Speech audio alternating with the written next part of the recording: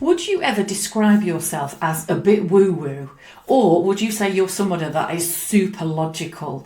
I often describe myself as logically spiritual. So I am definitely not somebody who is fully out there in the woo-woo field. Not that there's anything wrong with that. Horses for courses, whatever you choose is absolutely right for you. But for me, if there's a bit of science to something, then I'm engaged and then I'm interested in finding out more about it. And there's one area of science and psychology that I really want to talk to you about today, because it's something that I see impacting my clients constantly, and it is the power of your subconscious mind. So your subconscious mind is your autopilot function, essentially. It's actually what drives 95% of everything you do. It's the thing that keeps your body functioning without you even having to think about it. It's the things that recognises sights, sounds, colours. It's just processing constantly. It's making decisions for you absolutely all the time. But it's also influencing your behaviour. It's influencing your actions. It's influencing the decisions that you make and the choices that you take. And that can be huge in your business. So as a really simple example, what I often see is if I have a client who constantly tells themselves things like, I am terrible at sales, or I hate sales, or oh God, I hate sales meetings. Oh God, I've got a sales meeting on Friday, it's going to be awful. You can pretty much guarantee they will never enjoy a meeting that they see as a sales meeting, and they're very unlikely to come out of it thinking that it went well or that it felt good.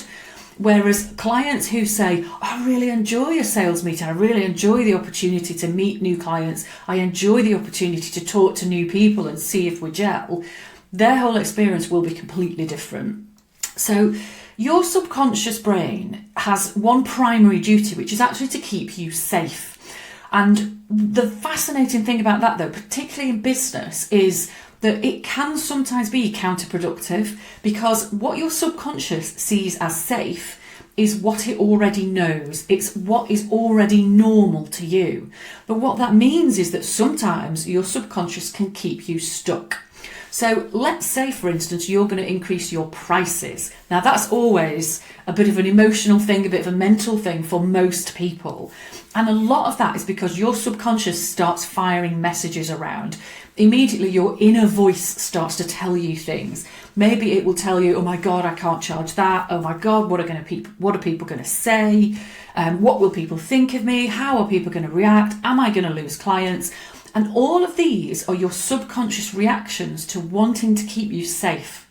So it might be that the best thing for your business and the right thing for your business is to increase your prices, but your subconscious feels that that is less safe than sticking with where your prices are now.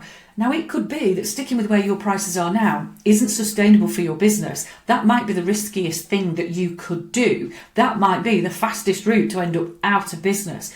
But your subconscious can't see and visualize that. What it sees is your current prices are safe and these future prices feel dangerous.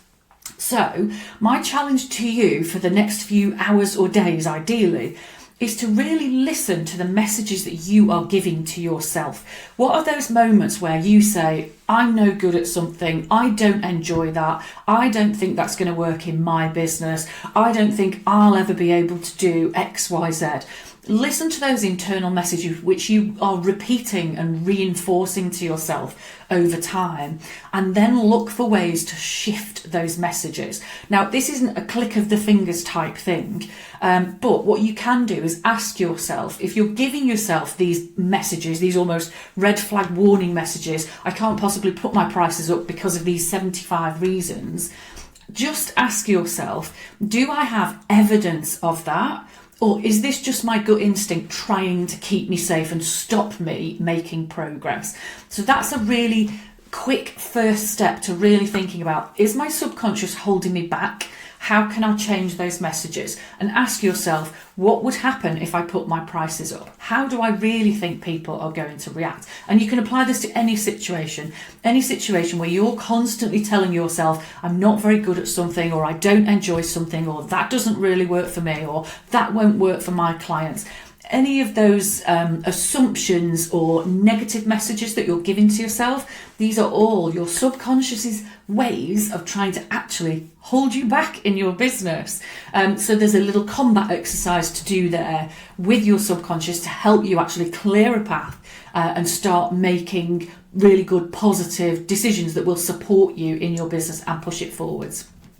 I love to talk about stuff like this with my clients. It's very often something that we can make some really quite quick changes to that will unlock a lot of growth in the business. So if this kind of self-talk or doubt is something that plagues you a little bit in business, please get in touch with me at taylorie.co.uk and let's have a chat about how I could help.